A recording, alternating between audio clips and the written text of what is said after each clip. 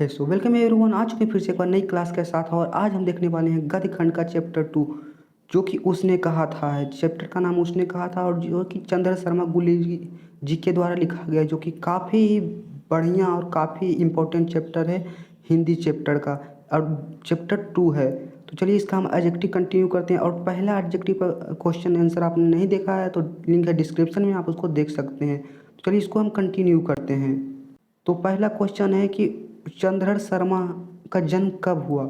चंद्रधर शर्मा का जन्म कब हुआ? तो इनका जन्म 1883 ईस्वी, 1983 ईस्वी या 1783 ईस्वी या 1683 ईस्वी।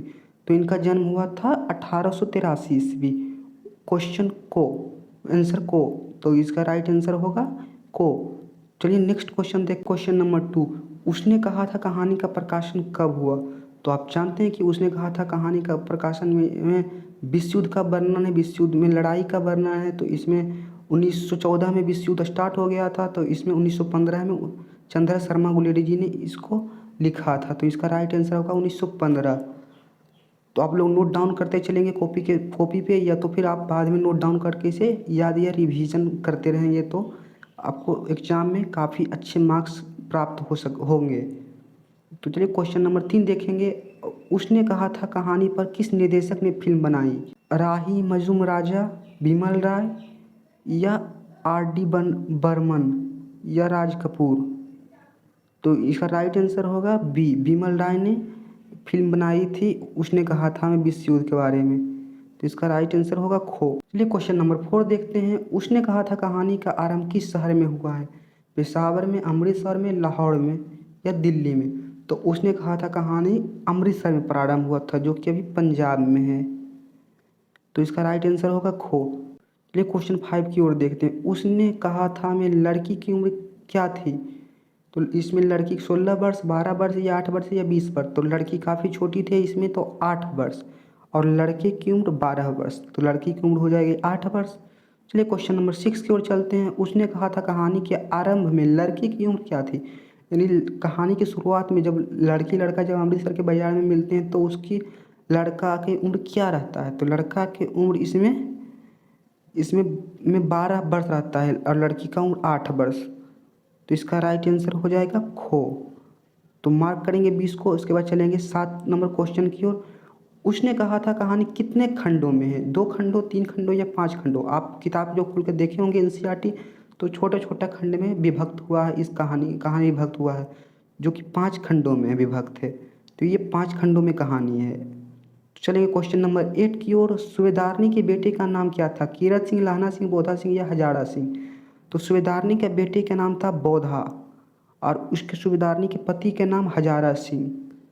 तो आप इस बात को ध्यान रखेंगे कि उसके बेटे का नाम बोधा और उसके पति का नाम हजारा सिंह। चलिए क्वेश्चन नंबर 9 को चलेंगे कि सूबेदार का नाम क्या था। वजीरा सिंह, बोधा सिंह, हजारा सिंह, कीरत सिंह। जैसा कि अभी हमने बताया कि सूबेदार का नाम था हजारा सिंह। तो राइट आंसर होगा गो। फिर चलेंगे क्वेश्चन नंबर 10 की ओर।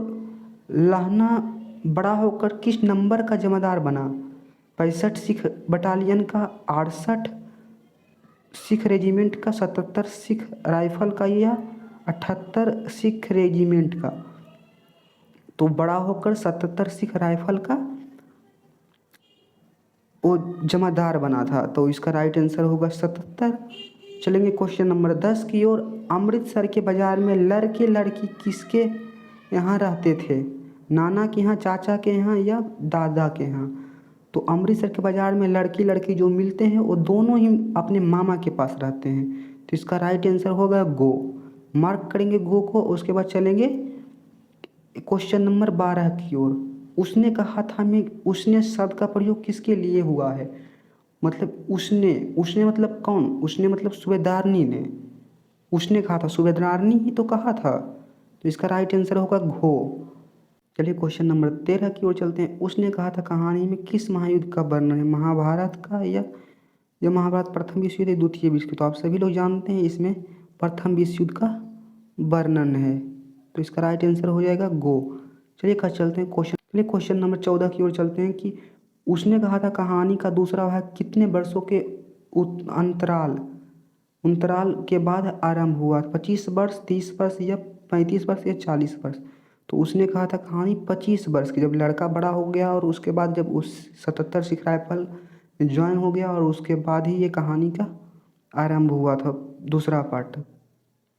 लहना सिंह किसके विरुद्ध लड़ रहा था? जो कि इंडिया ब्रिटिश का गुलाम था, तो वो मतलब इंग्लैंड और जर्मनी के बीच युद्ध हो रहा था और उसमें जर्मनी के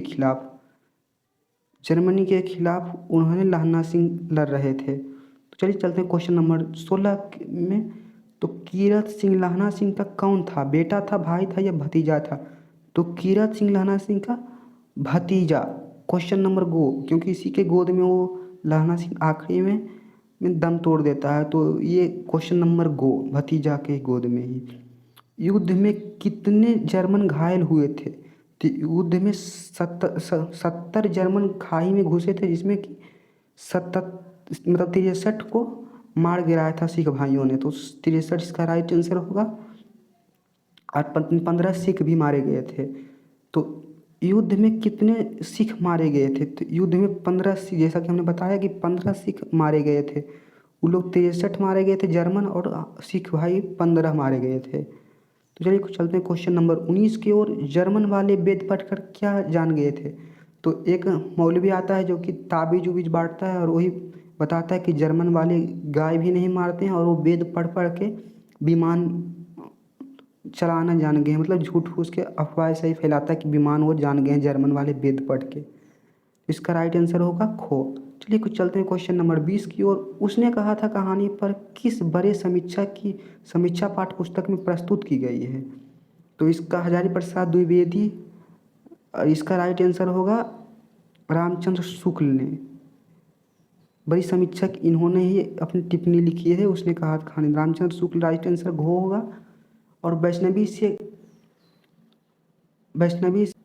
से अकड़ाकर लड़के ने कौन सी उपाधि प्राप्त की? यानी टकराकर, माफ करिए यहाँ पर थोड़ा सा टाइपिंग एरर हो गया है, अकड़ाकर नहीं होगा यहाँ पर, टकराकर। तो यहाँ पर टाइपिंग थोड़ा सा एरर है, तो आप लोग थोड़ा सुधार लेंगे। वैष्णवी से टकराकर लड़के ने कौन सी उपाधि प्राप्त की? पागल की, उदंड की, या बहरे की, या अंधे की? तो आप किसी में टकरा जाते हैं तो कौन क्या बोलते हैं कि ये ना पागल थोड़ी ना बोलते हैं, बोलते हैं कि अंधा है क्या? टकराने के बाद तो अंधा ही बोलते हैं। तो उन्होंने, वैष्णवी ने अंधा कहा था। तो चलिए चलते हैं क्वेश्चन नंबर 22 की ओर। निमोनिया से मरने वालों के क्या नहीं मिलते हैं? पेंशन, या पदक, या मुरब्बे, या वेतन? तो निमोनिया से मरने वाले को क्या नहीं मिलते हैं? मुरब्बे नहीं मिलते हैं। तो आप लोग सोचेंगे ये मुरब्बे कौन है? खाने वाले मुरब्बे नहीं, ये रोड के किनारे की ज़मीन होती है जिसको हम मुरब्बे कहते हैं। तो क्वेश्चन नंबर 22 का होगा गो, मुरब्बे। चलिए चलते हैं क्वेश्चन नंबर 23 की ओर। सूबेदारनी को कितने बेटे थे? तो सूबेदारनी के तो 4 बेटे थे, लेकिन वो पहले ही मर चुके थे, और सूबेदारनी का एक ही बेटे थे। तो एक ही बेटे इनको बचे थे, तो एक ही बेटे, जो कि वो भी आर्मी में ज्वाइन था, जिसका नाम बोधा था। Question number 24। तिमिलियों के घड़िया पलटन में कौन बनना चाहती थी? सूबेदारनी, विदेशी मामी, या वैष्णवी, या सब्जी वाली? तो तिमिलियों के घड़िया पलटन सूबेदारनी बनना चाहती थी, क्योंकि इनका पति और बेटा दोनों ही मतलब आर्मी में ही थी, तो ये भी जाना चाहती थी, पलटन बनना चाहती थी, तिमिलियों के घड़िया पलटन। तो को इसका राइट है। क्वेश्चन नंबर 25 की ओर। कितने जर्मन खाई में घुसे थे? 60, 70, 80, या 90?